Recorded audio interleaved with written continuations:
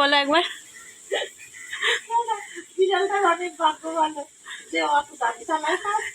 Good morning বন্ধুরা, কেমন আছো তোমরা সবাই? আমার চ্যানেলের নতুন আর একটা ভিডিওতে তোমাদের সবাইকে অনেক স্বাগত জানাচ্ছি। এখন বাজে 9:10 আর এখন দেখো আমার বাড়ির কি অবস্থা। মানে এখন সকালবেলা 9:10 বাজে, এর মধ্যে আমার শাক ভাজা রেডি। মানে এখানে লাল শাক করছি, তো লাল শাক ভাজা অলরেডি মানে হয়ে গেছে। আর মিনির জন্য আপেল সিদ্ধ, সেটাও হয়ে গেছে। ওকে সকালে আপেল সিদ্ধ খাওয়াই। আর এখানে দেখো মানে ওই চিড়ের পোলাও করব, তো তার জন্য সবজি আলু সমস্ত কেটে রেডি করে রেখেছি। আর হবে মাছের ঝোল, তো মাছের ঝোল করার জন্য এখানে আলু শিম সব কেটে রেখেছি। আর মিনি দুপুরে খাবার জন্য সবজি, সেটাও কাটা হয়ে গেছে। আর এখানে মাছ একটু নুন হলুদ মিশিয়ে রেখে দিয়েছি। রুই মাছ নিয়েছি আজকে, রুই মাছ করব শিম আর আলু দিয়ে। তো সকাল এখন 9:10, তার মধ্যে আমার সমস্ত কমপ্লিট। অন্য দিন মানে 9:10 বাজে, তখন আমি মানে হয়তো ঘুম থেকে উঠছি বা উঠি। তো আজকে সকালবেলা অনেক সকালে 5:30টার সময় ঘুম ভেঙে গেছে, তবে বিছানা থেকে উঠিনি। মিনি সকালে উঠে গেলেই না মানে আমাকেও তো জেগে থাকতে হয়, তো সেই জন্য ও সকাল 5:30টায় উঠে গেছে আজকে। তো আমিও জেগেছিলাম, তবে বিছানার মধ্যেই ছিলাম।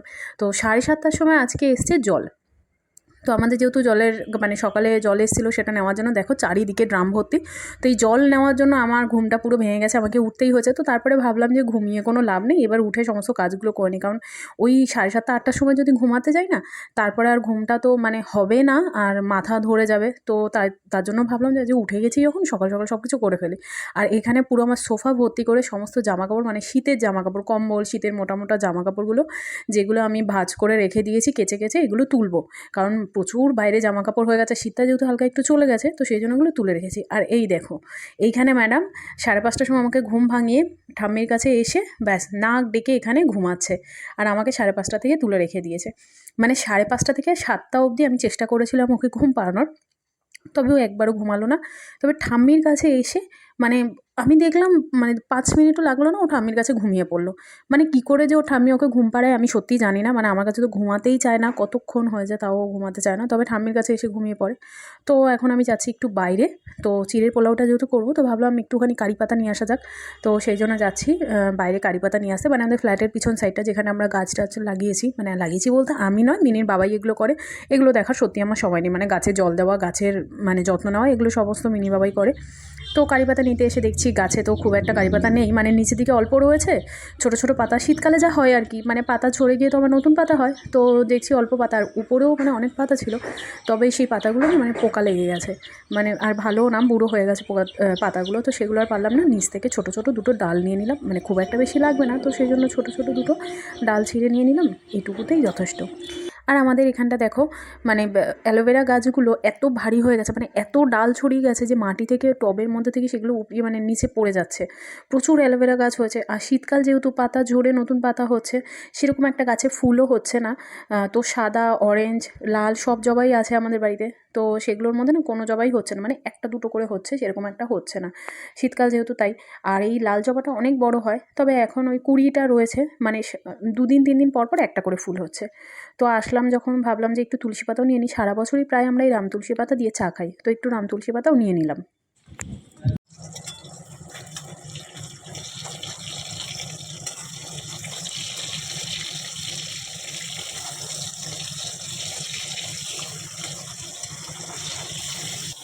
মাছ ভাজাটা বসিয়ে দিয়ে গেছিলাম বাইরে, এই কারি পাতা, তুলসী পাতা এগুলো তুলতে। তো এসে দেখছি মাছ ভাজাটা মানে ঢাকা দেওয়া যেহেতু ছিল, আর গ্যাসটা একদম আস্তে দেওয়া ছিল, তো এসে দেখলাম না মাছটা কীরকম একটা নরম হয়ে গেছে। উল্টাতে গিয়ে দেখছি মানে উল্টানো যাচ্ছে না। তো চিড়ের পোলাওটা আর মাছটা একসঙ্গে করে নেবো, তো দুদিকে দুটো কড়া বসিয়ে দিয়েছি। আর চিড়ে পোলাও করার জন্য আমি এখানে একটা ফরচুনের চিড়ে নিয়েছি, তোমরা এটা ইউজ করতে পারো, ভীষণ ভালো। মানে এমনি নর্মাল মুদিখানা দোকান থেকে কিনে দেখেছি যে চিড়েগুলো, সেগুলো না একটু জল দিলেই সেটা নরম হয়ে যায়, তবে এই ফরচুনের চিড়েটা খুব ভালো। মানে এটা 2-3 বার ধোয়ার পরেও নরম হয় না, বেশ ভালো হয়। আর এই কাচের বোতলটা একটু জল দিয়ে মানে গরম জল দিয়ে এটা ধুয়ে নিয়েছি। এটাতে আমি মিনিকে জল মানে মিনির ফোটানো জলটা ওর মধ্যে রাখি। তো কাচের বোতলে রাখাই ভালো বাচ্চাদের জল, আমি প্লাস্টিকের বোতলে কখনোই ওর ফোটানো জল রাখিনি। তো ওর জন্য সবসময় আমি কাচের বোতলে রেখেছি। আর এই যে বিড়ালটাকে দেখালাম, ও প্রতিদিন সকালবেলা করে আসে খাওয়ার জন্য, তো ওর জন্য না 2 দিন ধরে আমি মাছটা ফ্রিজ থেকে বের করছি, আবার ঢুকিয়ে দিচ্ছি। তো কালকে মা বললো, যার ফ্রিজে ঢোকাস না, মানে ও না বেলায় আসে না, তো সকালে আসে। আর সকালে তো অত ঠান্ডা মাছটা দেওয়া উচিত না, আর বিড়ালদের খুব ঠান্ডা লেগে না ওদের শরীর খারাপ হয়। তো সেই জন্য 2 দিন মানে ফ্রিজ থেকে বার করছে আর ঢুকিয়ে দিচ্ছি। তো মা বললো একটু ফ্রিজে রাখলেও যখন আসবে একটু মাইক্রোওয়েভে গরম করে দিয়ে দিস। তো আজকে দেখলাম সকালে এসছে, তো মাছটা একটু আর অল্প একটু ভাত নিয়ে মাইক্রোওয়েভে গরম করে দিয়ে দিয়েছি। এই যে দেখো ম্যাডাম আসছে। দাঁড়া, আগে প্লেটটা ধুই।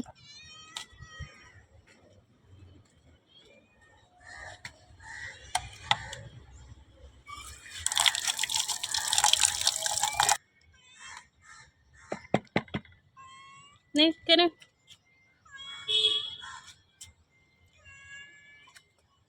ও না সামনে দাঁড়িয়ে থাকলে আর খেতে চায় না, মানে আমি আগেও দেখেছি সামনে দাঁড়িয়ে থাকলে খায় না, তাই ভাবলাম ও শান্তিতে খাক আর আমি চলে যাই। আর ও না বেবি হবে, তো সেই জন্য ও যখনই আসে না খেয়ে চলে গেলে আমার প্রচণ্ড কষ্ট হয়। তো সেই জন্য যখনই আসে মানে চেষ্টা করি তখন ওকে একটু খেতে দেওয়ার, তবে ও এমন সময় আসে না আর ওকে খেতে দিতে পারি না। বলো একবার। বিড়ালটার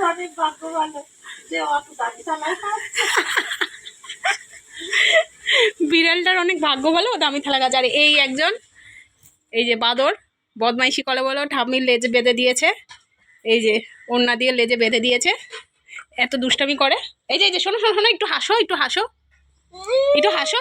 হাসবে না, কালকে থেকে ওর অনেক হাসি পাচ্ছে, এখনো হাসবে না। হাসো, একটু হাসো, হাসো একটু, কালকে যেরকম হাসছিলে একটু হাসো। এটা কি? সমস্ত রান্নাবান্না শেষ, মিনির বাবা চলে গেছে খেয়ে দিয়ে অফিসে। তো এখানটায় আমি মায়ের জন্য একটু পোলাও নিয়ে নিচ্ছি আর আমার জন্য নিয়ে নিচ্ছি, তো খেয়ে নেবো। সত্যি বলতে সকালবেলা আমাদের বাড়িতে টিফিন সেরকম একটা কিছু বানানো হয় না। যেদিনকে আমি সকালে উঠি সেদিনকে কিছু বানানো হয়, না হলে সেরকম একটা বানানো হয় না। ওকে একটু দাও। খাবে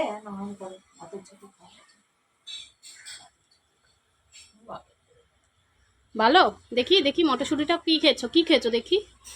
হা হা হা।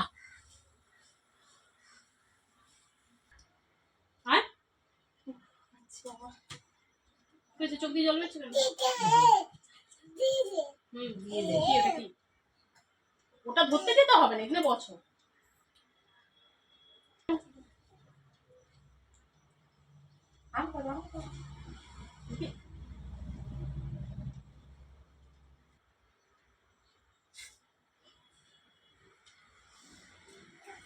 দাদাকে মুছে দাও, দাদাকে মুছে দাও। মামা করছো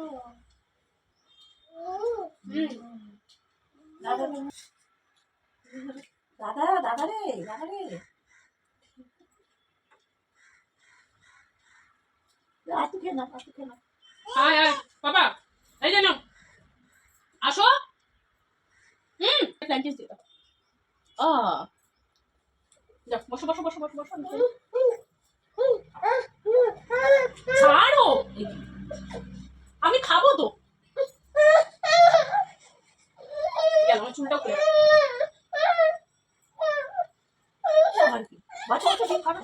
আচ্ছা তো বসো বসো বসো বসো, এই যে ঠাকুর কাছে বসো। নেবো নেবো নেবো, এক্ষুনি নেবো।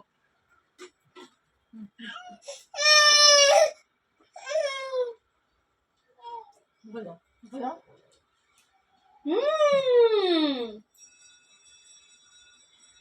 হাতে দাও, হাতে দাও, হাতে দাও। আমার কাছে নেই মটর। হ্যাঁ আচ্ছা আচ্ছা, বসো বসো ওপরে। এই জন্য তোমাকে ঠাম্মি বেঁধে রাখে।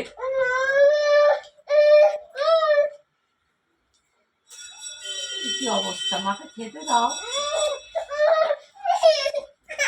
এখন বাজে বেলা 12টা 10, মানে 10 নয়, আমার 15 মিনিট ফার্স্ট রয়েছে। তো সকালে টিফিন খেয়ে মিনির সঙ্গে একটু খেলা করলাম, ও ঘুমিয়ে পড়লো। আর এর মাঝে আমি ভাবলাম যে একটু কফি করে খাওয়া যাক। আর এটা হচ্ছে চালের গুঁড়ো, মানে কাজের দিদি, মানে আমাদের বাড়িতে যে কাজ করে সেই দিদি আমাকে ওনাদের গ্রামের বাড়ি থেকে মানে গুঁড়ো করে এনে দিয়েছে বাড়ি থেকে। তো জানলাটা থেকে একটু রোদ আসে সকালবেলা, তো রোজই না আমি জানলার মধ্যে এই গুঁড়োটা বসিয়ে রেখে দিই, তাহলে একটু হালকা রোদ লাগে, গুঁড়োটা তাহলে নষ্ট হবে না, চালের গুঁড়োটা। আর কালকে 2 কিলো আলু নিয়ে এসেছিলাম, সেটা হচ্ছে নতুন আলু। নতুন আলুতে জানো তো কী পরিমাণ বালি থাকে, তো আলুগুলোকে না আমি সবসময় ধুয়ে রেখে দিই। তাতে কি হয়, সবজির সঙ্গে আলুটাকে একসাথে মানে কেটে নেওয়া যায়। না হলে না ওই আলু ধোও আগে তারপরে কাটো, এটা খুব অসুবিধা হয়। তো সেই জন্য আমি সবসময় ধুয়ে রাখি। আর একটু কফি খাবো বলে একটু দুধটাকেও গরম বসিয়ে দিলাম, অল্প একটু দুধ ছিল বলে তার মধ্যে একটু জল মিশিয়ে দিলাম। আর সকালে মিনির যে সবজিগুলো কেটে রেখেছিলাম সেগুলোকে একটু ধুয়ে নিয়েছি। আর এর সাথে দিয়ে দেবো একটু চাল আর অল্প একটু গোবিন্দভোগ চাল। দেখো একদম মেপে মেপে তো করা যায় না, তো সেই জন্য আমি মানে একটু মানে বেশি হলে আমি নিজে খেয়ে নিই। আর একটুখানি দেবো সয়াবিন, মানে কিমা সয়াবিন যেটা হয় সেটা দিয়ে দেবো। তোমরা চাইলে এরকম মানে মিক্সিতে এটা না মানে গুঁড়ো করে নিতে পারো, মানে নর্মাল সোয়াবিন নিয়ে এসে। আমি তো এরকম কিমা সোয়াবিন কিনে নিয়ে এসেছি। তো এই সমস্ত সবজি, চাল ডাল আর সোয়াবিনটা ধুয়ে দিয়ে দিয়েছি প্রেশার কুকারে, আর তার মধ্যে দিলাম অল্প একটু হলুদ আর 2টো গোলমরিচ।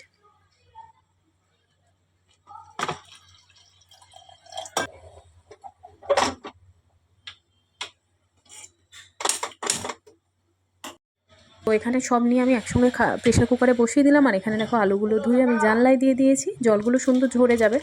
আর তার মাঝে আমার কফিটা বানিয়ে নিচ্ছি, দুধটা গরম হয়ে গেছে।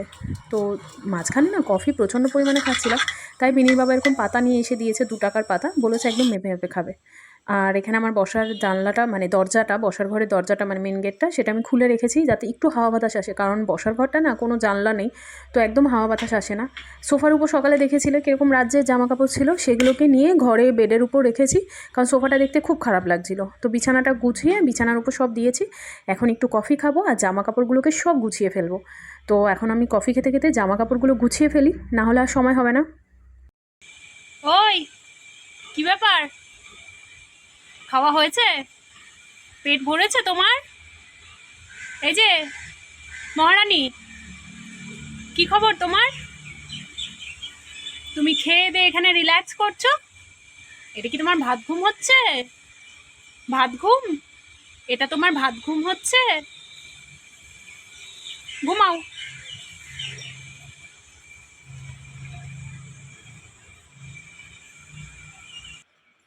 কয়েকদিন আগে গেছিলাম স্প্ল্যানেড, সেখান থেকে আমি এই ব্যাগটা কিনেছিলাম। ব্যাগটার কোয়ালিটিটা ভীষণ ভালো। তো এটা বাইরে থেকে কিনলে মোটামুটি 1000-1500 টাকা পড়তো, তবে ওখান থেকে যেহেতু নিয়েছি তাই একটু দরদাম করে 500 টাকায় হয়ে গেছে। আর শীতের জামা কাপড় বলতে সেরকম মানে হালকা জামা কাপড়গুলো তুলছি না, বাট ভারী যে জামা কাপড়গুলো বের করেছিলাম সেগুলো সব তুলে ফেলছি, কারণ শীত প্রায় যায় আর মানে শীত থাকবে বলে আমার মনে হয় না। তো সেই জন্য ভারী যেগুলো সেগুলো সব কেচে কেচে তুলে রাখছি, কারণ চারিদিকে বাড়িতে শুধু জামা কাপড় আর জামা কাপড়। আর সকাল সকাল উঠে যেহেতু সব কাজ শেষ হয়ে গেছে, তাই ভাবলাম মিনির মশারিটাও আজকে ধুয়ে দিই, ওটা খুব নোংরা হয়েছে। তো বাইরে সেটা নিয়ে গিয়ে তারপর আমি মেলে দিচ্ছি। এটা না মানে মশারিটার নিচটা যেহেতু ঝালট রয়েছে, এটা যদি নিচের মানে ধুয়ে রেখে দিই তাহলে না ঝালটটা ওটা নোংরা হয়ে যাবে। তো সেই জন্য আমি দড়িটাকে একটা হ্যাঙ্গারের মধ্যে দিয়ে, আর হ্যাঙ্গারটাকে মানে যে দড়ির মধ্যে জামা কাপড় মেলি সেটার মধ্যে দিয়ে দিয়েছি। তো সুন্দর এটা মানে দোল খেতে খেতে শুকিয়ে গেছে, খুব ভালোভাবে এটা শুকিয়েছে মশারিটা। আমি তো বুঝতে পারছিলাম না প্রথমে কীভাবে এটাকে কোথায় মেলবো। তো তারপরে এই আইডিয়াটা বার করলাম। মাঝে মাঝে কোথা থেকে যে আমার এত বুদ্ধি মাথায় আসে, সত্যি আমি নিজেও বুঝতে পারি না।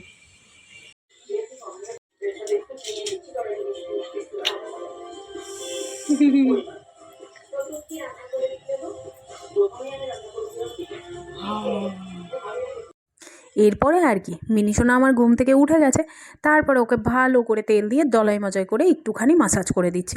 আর তোমরা যারা আমার আগের ভিডিও দেখেছো তোমরা জানো ওকে আগাগোড়াই আমি সর্ষের তেল দিয়ে মাসাজ করি, ওর জন্য ওই জনসনের তেল বা হিমালয় এরকম কিছু আমি ইউজ করি না।